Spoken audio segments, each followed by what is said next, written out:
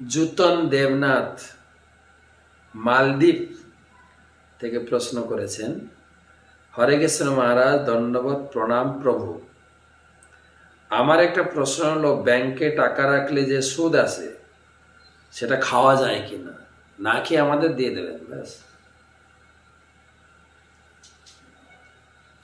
খাবেন কেন? ভগবানের সেবায় নিয়ে যেতে বলুন, ভগবানের বাণী প্রচার করুন,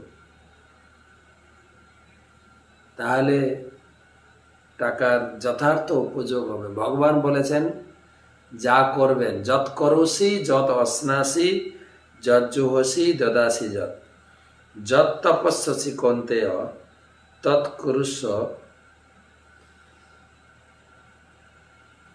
মদর্পণ।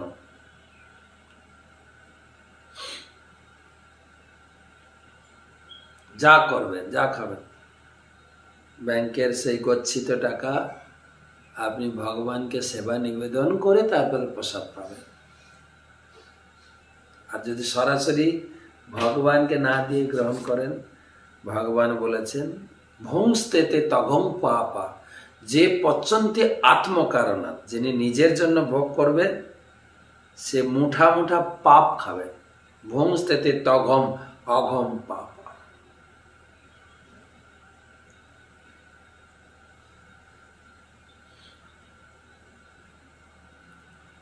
প্রশ্ন করেছেন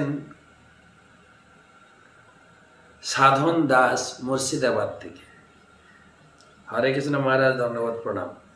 আমাকে একজন মাতাজি জিজ্ঞাসা করছে, ওর মা রক্ষাকালীর মানত ছিল তো পাঁঠা মানত, সেই পাঁঠা কিনে নিয়েছে, তো সে আর এখন দিতে চাইছে না, তো ওটা কি উপায় মহারাজ? ও বলতে চাইছে আমি ভগবানের নাম করাবো, প্রসাদ পাওয়াবো সকলকে এই টাকায়, সেটার উপায় কি? ভালো প্রস্তাব।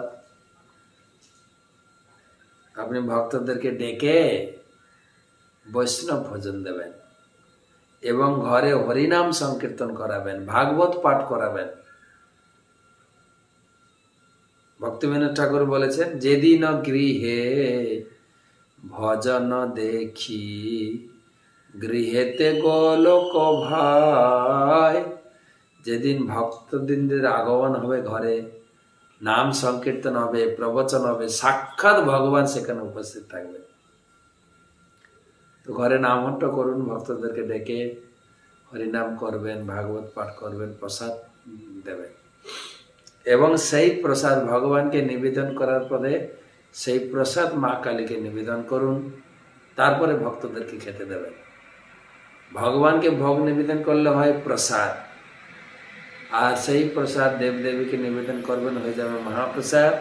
সেই মহাপ্রসাদ আপনি ভক্তদের বিতরণ করবেন এবং মা কালীর কাছে প্রার্থনা করবেন, আমাকে ক্ষমা করুন, আমাকে আশীর্বাদ করুন, আমি যাতে ভগবানের ভক্ত হতে পারি।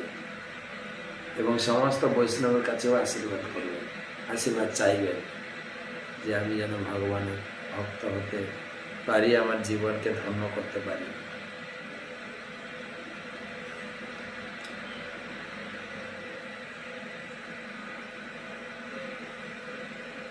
পরবর্তী প্রশ্ন বিশ্বজিৎ প্রামাণিক,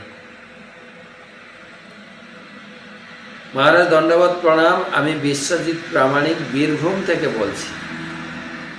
মহারাজ, শরীরের ভিতর আত্মা কখন প্রবেশ করে? আরে কখন মানে এই যে আলোচনা চলছে, আত্মা আগে আসে, তারপরে শরীর গঠন হয়। পুংসরে তখন আশ্রয়, একদম প্রথম শ্লোকটা পড়বেন, প্রথম শ্লোক,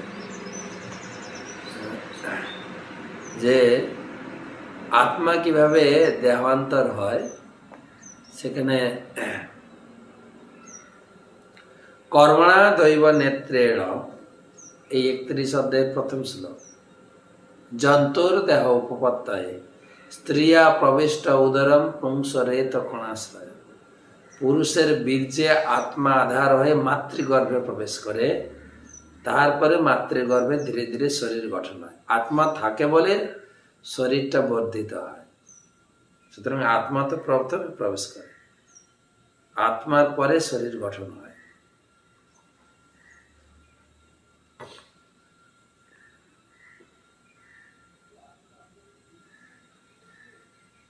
অনিত কুমার দিন্ডাল, তমলুক, পূর্ব মেদিনীপুর। লাস্ট প্রশ্ন।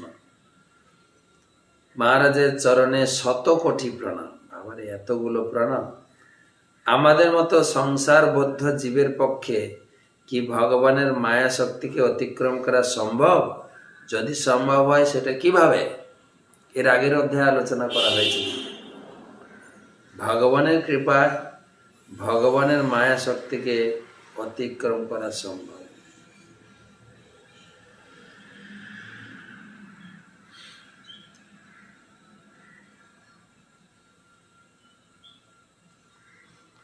ভগবানের কৃপায় ভগবানের মায়া শক্তিকে অতিক্রম করা সম্ভব। এবং গীতায়ও ভগবান বলেছেন, আপনি পড়বেন 7ম অধ্যায়ের 14 নম্বর শ্লোক। ভগবান বলছেন, দৈবী হি এষা গুণময়ী মম মায়া দুরত্যয়া। মম মায়া, আমার মায়া গুণময়ী, ত্রিগুণময়ী মায়াকে অতিক্রম করা কঠিন। কিন্তু পরের লাইনে আবার বললেন, মামেব যে প্রপত্যন্তে মায়ামেতম তরন্তিতে। কিন্তু আমার চরণে যে আত্মসমর্পণ করে সে অনায়াসে মায়া অতিক্রম করতে পারে। ভগবান নিজে বলেছেন, আমার শরণাপন্ন হও, তোমাকে আমি রক্ষা করব, মায়া মুক্ত করব। আমরা সেই ভগবানের শরণাপন্ন হচ্ছি। আর ভগবানের শরণাপন্ন হওয়ার 3টা উপায় মহাপ্রভু দিয়েছেন। বল কৃষ্ণ, ভজ কৃষ্ণ, কর কৃষ্ণ সিদ্ধ। হরিনাম করতে হবে, কৃষ্ণ পূজা করতে হবে, কৃষ্ণ প্রসাদেই জীবন ধারণ করতে হবে, এবং কৃষ্ণ সম্বন্ধীয় উপদেশ, কৃষ্ণের উপদেশ গীতা ভাগবতম নিয়মিত পড়তে হবে। এই 3টা কাজ করলে মায়া অবশ্যই আমাদেরকে ছেড়ে দেবে, মায়া মুক্ত হতে পারবো। ঠিক আছে, ধন্যবাদ সকলকে। এতক্ষণ ধরে আপনারা ক্লাস শুনছেন। আপনারা যদি ভালো লাগে এই ক্লাস আপনারা শেয়ার করবেন, কেন এই জিনিসগুলো জানা দরকার লোকের, ভাগবতমের কথা। এবং ভাগবতম কাছে রাখবেন। আমি শ্লোক ধরে ধরে পড়াচ্ছি, আমি নিজের কোনো ব্যক্তিগত মন গড়া কথা বলছি না। ভাগবতমের আঙ্গিকে শ্লোককে ভিত্তি করে পড়ছি। যখন ক্লাস শুনবেন ভাগবতমটিকে হাতে রাখবেন, শ্লোকগুলো উচ্চারণ করার চেষ্টা করবেন। এবং আমি প্রত্যেক অধ্যায়ে একটা করে ভাগবত মাহাত্ম্য পাঠাচ্ছি, সেটাও আপনারা নোট করে রাখবেন।